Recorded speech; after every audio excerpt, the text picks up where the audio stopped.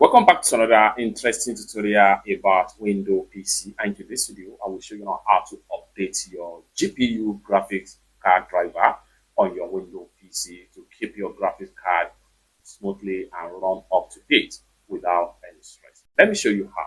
The very first thing you want to do is come down below right here where you have your start right here. Right click on your start, then go ahead and look for the device manager right here. Click on the device manager.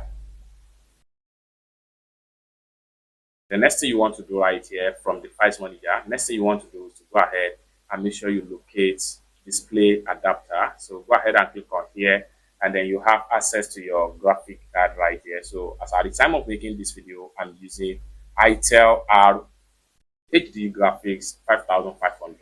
Go ahead and select on the graphics card. The next thing you want to do is come to the top right here. Go ahead and click on update device driver. And this is going to pop up right here. How do you want to search for driver? Search automatically for drivers or browse my computer for driver. So go ahead and click on search automatically. And this is going to pop up. The best driver for your device are already installed, which is this right here. Windows has determined that the best driver for this device is already installed. There may be better driver on Windows Update or on the device manufacturer's website. Just go ahead and come down below right here and click on close. If you want to change your graphics update right here, you can go ahead search for update driver on Windows Update. So go ahead and click on close right here, and your graphics performance and GPU processor will be more faster on your Windows PC.